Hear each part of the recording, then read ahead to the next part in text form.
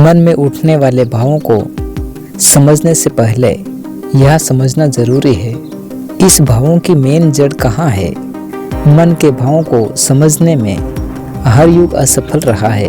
हर युग में उसकी चर्चा अलग अलग होती रही है। दुख चिंता क्रोध फ्रस्ट्रेशन को कम करने के लिए धर्मों ने मंत्र खोज लिए, पर इसमें भी मनुष्य को रत्ती भर फर्क नहीं पड़ा।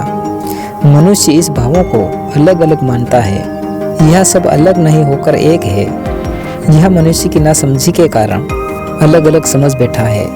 मनुष्य को इस विश्व में सभी जीवों से महान कहा जाता है, पर मन के अदृश्य नियम को कभी समझ नहीं पाया। मनुष्य ने कभी गौर से समय को देखा ही नहीं, पर हम वैज्ञानिक युग में बैठे हैं। यह मैं वर्तमान युग के अति इंटेलिजेंट व्यक्ति आइंस्टाइन की तारीफ करना चाहता हूँ, जिन्होंने इस समय के गणित को अच्छे से जाना बल्कि समझाया भी है।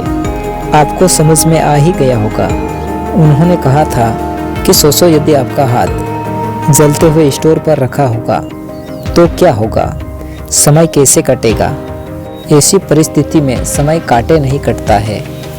उसके विपरीत यदि आप सुहाने मौसम में अपनी प्रेमिका के साथ बैठे हैं तो घंटों बीत जाएंगे, पर आपको समय का एहसास ही नहीं होगा।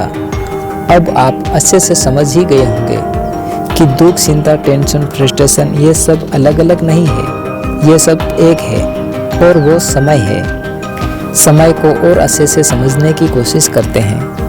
यदि आपके परिवार में किसी को गंभीर बीमारी हो गई, उसको किसी अस्पताल में भर्ती करवाया गया हो, तो ऐसी सिचुएशन में आपकी रात काटे नहीं कटेगी।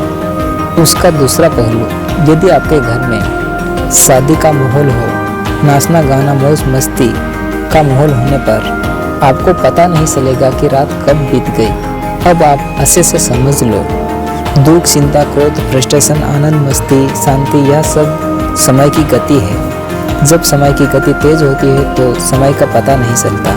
अगर समय की गति धीमी होने पर समय काटे नहीं कटता। अगर समय की गति धीमी है तो समय काटे नहीं कटता है।